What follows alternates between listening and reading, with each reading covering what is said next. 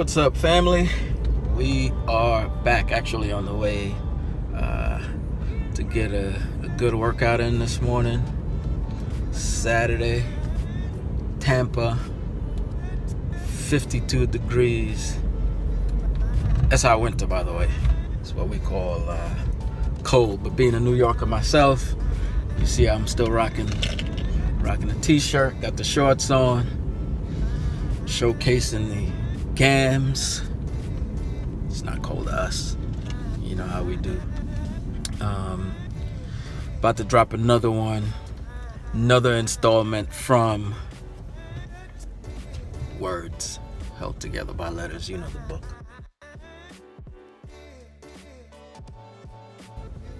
Stories just keep coming. So I get to shoot the gift on this one. Impactful story. Only way I know how to do it. But I know you guys are going to like this one I'm about to drop. Went solo on it. And just gave you my take, my explanation, my words, my insight on where I was, what I was thinking, what I was doing. Not so much about the character development or the build-up, but more about the story and what I wanted to convey, what I wanted to put out. And this is the end result of what I was thinking when I sat down to pen this one. Oftentimes, it's just about us having some fragments of a story in our heads, and then we start it off. First word hits the paper, and then you have the finished product.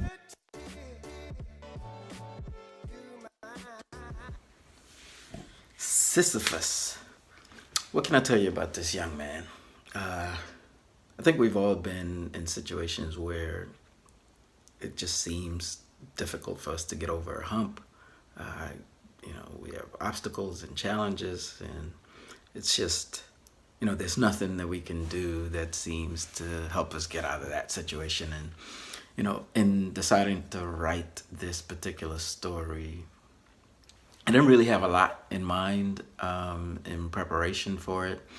Just kind of wrote the title down, remembered some Greek mythology type story, whether I was reading Homer or one of the greats back in the day when I was either in high school or college. And just the story just came back to me. The story of Sisyphus just struggling to push a boulder up a mountain, and every time he neared the top, it would roll back down, and he would have to start all over. So he was tasked with or punished and forced to have to do that. But there've been several variations of the story retold conceptually in many different ways.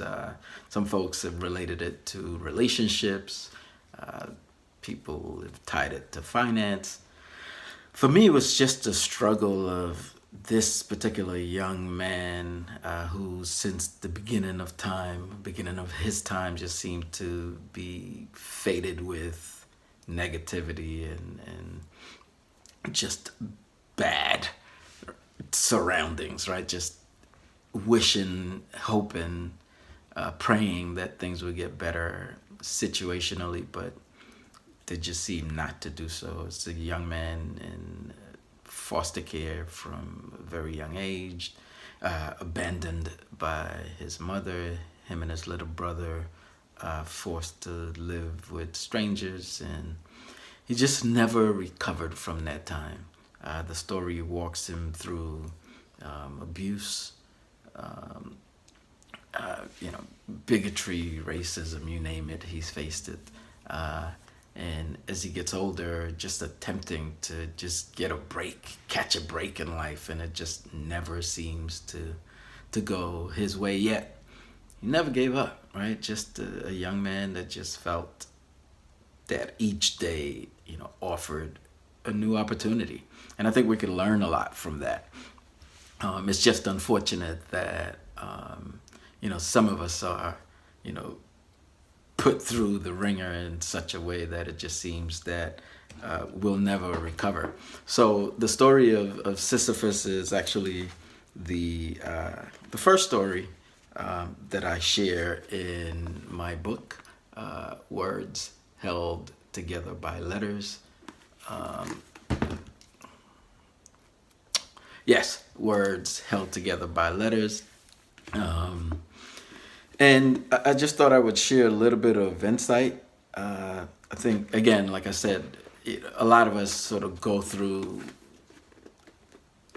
a variation of this, right? Maybe not to the extent that this young man uh, has had to go through, but I think we've all faced something that we can equate to this particular story, and I just kind of got lost in telling the story. Just, every time I thought that I would end the story, something else would happen. Just, within me, within the pen, within the paper, within my thinking, that would just kind of keep it going. Whether it be,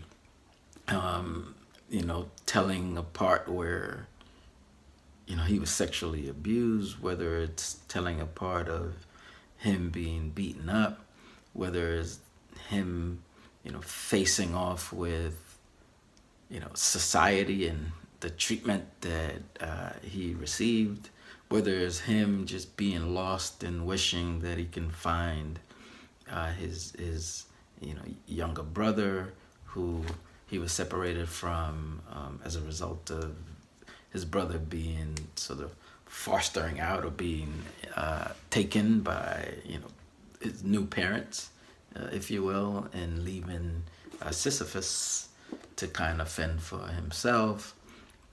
So many different angles, so many different layers to this story. It's just a sad story, but it's a hopeful story, right? We just continue to fight in hopes that it will get better. I think is, you always think that something is going to get better, and I think that that's how we continue to move forward, right? Continue to put one foot in front of the other. There are a lot of what I think are just powerful words, powerful phrases, powerful lines within the story itself. It's one of the longest stories in the book, just because, again, I just felt the need to just keep going and keep talking. I typically let the stories tell themselves, and this one did. It just took a little bit longer, but I appreciate this character because I think I learned a lot about wishing, wanting, hoping, and then working towards making the change. Like, this particular person, unfortunately, was not afforded the opportunities to make the change. But I think that we can, right? We have, and we have to tap into that in whatever ways we can.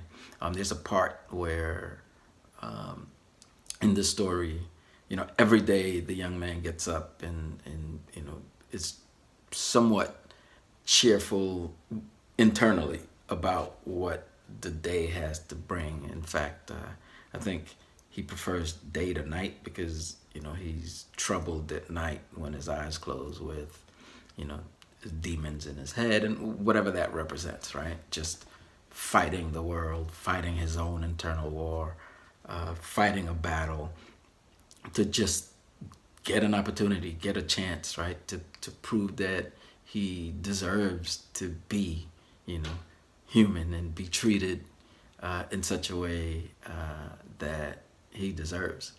I'll just read a short piece. He heard the music of the clouds. A loud, thunderous expression above his head caused him to awaken. He sat up and listened to the rainfall and felt warmth engulf him. He opened the door and stepped out into it. He thought about his life as the music got louder and the raindrops fell on his body. He invited the rain to soak up the demons that had been fighting against him. He gained strength with every drop that hit him. The harder it fell, the stronger he became mentally. He thought of his brother and the anguish he was forced to endure. The rain fell even harder, penetrated him and massaged his heart. He closed his eyes. He spoke to his brother without the need for words. The sky roared. It apologized to him. A drop followed a path from his head down to his eyelids, then slowed down and slowly made its way down his cheek. He opened his eyes and suddenly the world seemed brighter. His heart smiled. He scrubbed the collar as hard as he could. He was careful not to ruin the fabric, but wanted to remove everything that didn't belong. He wanted it to be as it was when it was first created. He wanted it white and pure and untouched. He wanted it to remain full of possibilities and hopes and dreams. He scrubbed away the restrictions, the chains, and the walls. He kept on scrubbing until he did away with the hatred, the bigotry, and all that was indecent in humans. He scrubbed to remove the dirt that hid deep within the fibers. When you read what precedes these words or those words, then you will understand how powerful those words are in terms of understanding what this particular character was feeling during the time that he was feeling it. Again, words held together by letters. That, the story of Sisyphus, is the very first story in the book, and I'm hoping that it'll give you a little bit of insight as to the different types of characters that are within the book. Because even within this particular book, there are several characters that he sort of brings to mind, whether it be, telling you a little bit about his mother, telling you a little bit about his brother, or the people that he encounters throughout his walk. And I think that, a lot of that just kind of lends itself to, why he is who he is and how strong he really is, despite the fact that, maybe when compared to what society dishes out at what should be, the norm, you can see just how strong this young man is. I'm hoping that you enjoy the story. It was just something that, allows, I think, individuals who read it to sort of gain this additional will to just want to do things and want to do things that are right. Unfortunately, we don't all get that opportunity, given that opportunity, right? We don't always get the chance to really display and sort of be who we think we should be. But I think when, the chances are afforded to us, then I think internally, right, we're all good people, until proven differently, that is. But I think that there are a lot of good things that can be said about this particular character, and it's ideal. It should be the first story, and I'm hoping that you enjoy it. So get yourself a copy, have a good read, and then let me know your thoughts on Sisyphus. So there you have it. Thanks.